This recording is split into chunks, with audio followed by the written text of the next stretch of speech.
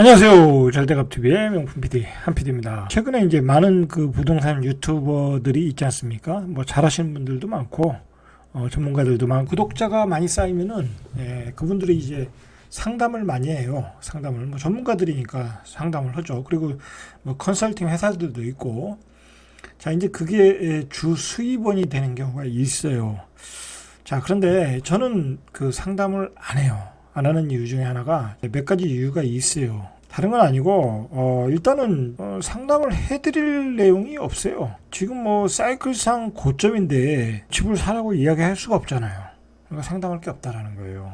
자 그래서 상담하는 게 부담이 된다. 저희 블로그에서 인천에 사시는 분인데 개인 블로그로 이제 질문을 하셔가지고 뭐 송도에 사야 되는 거 아니냐 이제 그렇게 질문을 하신 분이 있었어요. 작년 총과 그 송도가 뜨기 전이었어요. 뭐 물론 1단계 뜨고 이제 최근에 급등하기 전인데 제가 딱 보니까 사라고 얘기하기도 뭐하고 안 사라고 이야기하기도 뭐하더라는 거예요. 그때는 왜 그러냐면 거기서 뜨면 거기서 사면 한 번은 뜨겠더라고요. 자 그래서 한 번은 떴어요. 송도가. 그래서 작년 말에 최고점을 찍은 거예요. 근데 중요한 거는 그분은 예를 들어서 실수요자잖아요.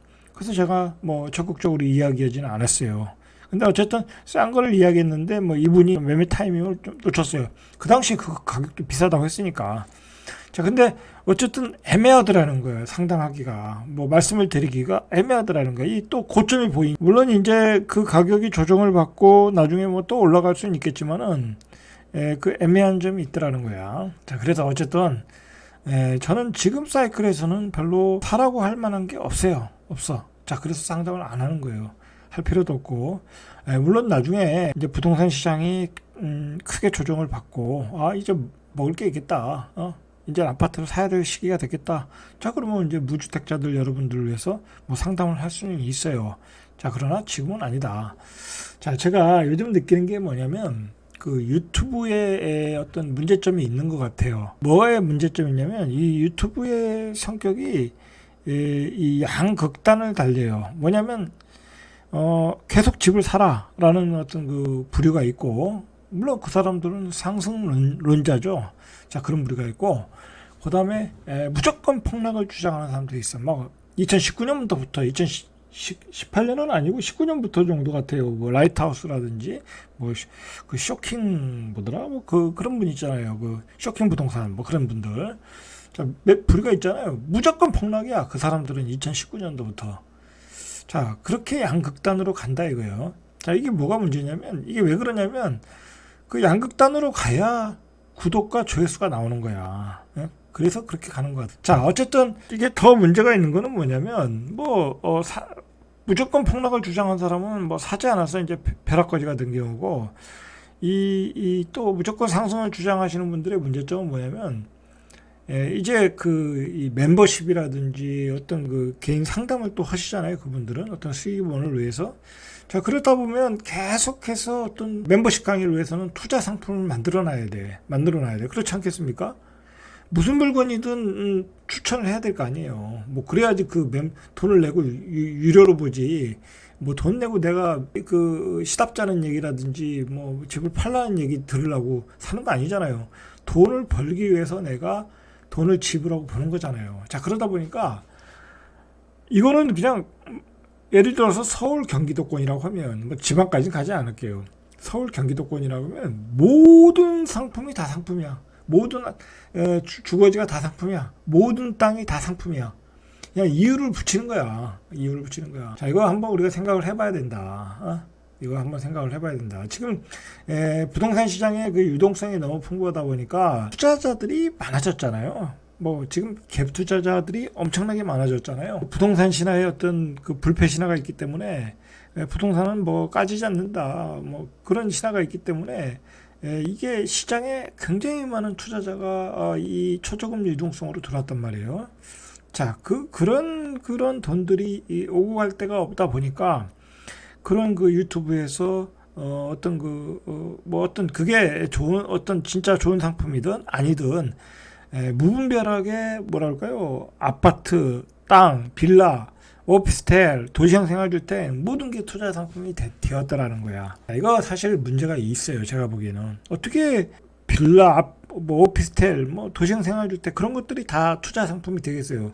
우리가 불과 몇 년 전만 해도 그런데 뭐 서울에서 얼마나 그 서울의 그 역세권에서도 미분양이 났었는데 투자자들이 많다 보니까 이게 집을 주식처럼 생각하는 거야. 그리고 이건 집은 주식보다 투기성 거래가 많이 이루어질 수 있는 게 주식은 계속해서 시장에 공급을 할 수 있거든요. 뭐 올라가면 미상증자 하면 되니까 바로. 그러나 집은 바로 질 수가 없거든요. 그러다 보니까 투자자들이 한순간에 몰려버리면 급등하더라는 거예요. 자, 급등하고 그 급등에서 돈을 많이 번 경험이 있잖아요. 투자자들은. 자, 그러다 보니까 계속해서 그렇게 말려 들어가는 거야. 예? 상품의 가치, 투자의 가치가 없는 상품에 투자자들이 거의 말려 들어가고 있는 어떤 형국이다. 제가 보기에는. 이제 이유를 붙여서 다 그렇게 되는 거예요. 그런데 투자의 상품은 많지는 않은데 예를 들어서 뭐 서울만 한정해서 어떤 소형 빌라가 투자 상품이다 보면 뭐 역세권이 아니겠어요? 주로 사면 자, 그 역세권 빌라에 어떤 그 여러 가지 제도적인 규제 완화가 나오고 그렇게 해서 투자 상품 어떤 그 규제 완화가 나와서 어떤 투자의 어떤 모멘텀이 생긴다고 하면 그리고 그 전문가들이 그것을 또 펌프질 해가지고 많은 투자자들이 몰려 들어간다고 하면 그것은 또 급등이 나올 수 있어요. 그렇지 않겠습니까? 그건 뭐 공상품이 아니고 한정되어 있는 상품이니까. 자, 그런 문제도 있더라. 자, 오늘 그런 문제를 조금 이야기할 거예요. 자, 이런 게 모두가 부동산 시장의 유동성이 많고 투자자들이 많아졌고 거기에 맞춰서 전문가 집단이라는 사람들이 많이 나왔고 그런 분들이 유튜브를 통해서 많이 그걸 전파하고 있더라 라는 거예요.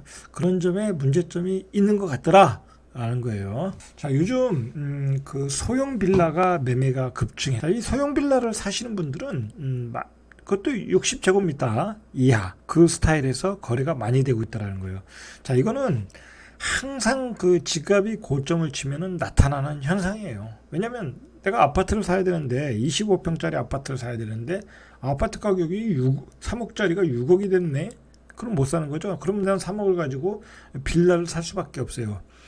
꼭 이럴 때 무슨 현상이 나오냐면 그 서울의 뭐 역세권 또는 서울의 단독주택들이 다 허물어지면서 빌라로 바뀌게 되는 거예요. 그때 빌라업자들이 이제 비싸게 땅을 사는 거예요. 왜냐면 비싸게 분양을 할 수 있으니까. 아파트 가격이 올라가면 빌라도 거기에 맞춰서 올라가게 돼 있어요. 그렇게 된다 이거예요. 그래서 요즘 소형 빌라가 매매가 많이 되고 있는 거예요. 아파트를 살 여력이 없는 분들이 빌라 시장으로 가고 있다는 거예요.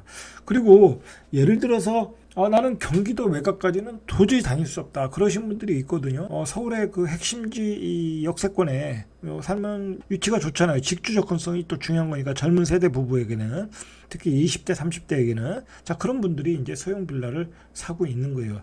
예? 있다. 그렇게 보셔야 돼요.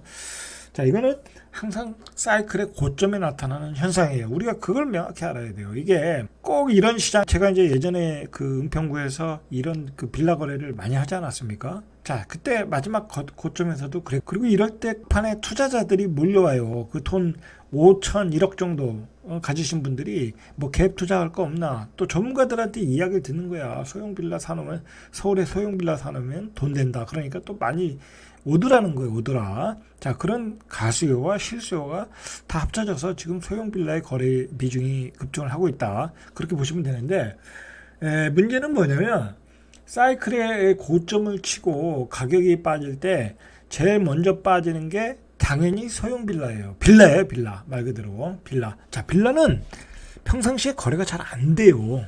특히 이 어떤 정점을 쳤다고 할 때는 거래가 거의 안 돼요. 왜냐면 빌라를 사면 가격이 떨어진다는 게 일반인들의 인식이고, 그리고 빌라의 가격이 올라가려면 오래 걸린다고 생각하고, 그거 뭐 아파트만큼 프리미엄도 안 붙이고 그러니까 잘 빌라를 안 사요, 평상시에는. 그러나 이렇게 아파트 가격이 급등하고 아파트를 못 사시는 분들이 이 시장으로 밀려 나올 때 이럴 때 거래가 되는 거야. 그러니까 이게 정상적인 시장으로 가면 빌라 가격은 30% 이상 빠지더라는 거야. 빠지더라. 자, 여러분 소형 빌라 사시는 분들은 실거주로 그냥 그런 점을 염두에 두시고 제 개인적인 생각으로는 전세로 사시고 자, 청약을 받으셔야죠. 그렇지 않겠습니까? 무주택자라면. 자, 소형 빌라 매매가 얼마나 급증하냐면 부동산 정보 업체 부동산 114가 국토교통부 실거래가 자료를 분석한 결과 올해 1분기 1월부터 3월까지 서울 빌라 매매 거래 건수는 7,619건이다. 자, 이 가운데 전용 면적 60제곱미터 이하가 6,818건, 거의 90%가 나왔어요. 그러니까 소형 빌라들이 거래가 됐다. 뭐 빌라 사시는 분들은 소형 빌라 사는 거니까 이렇게 월등히 나오는 거예요.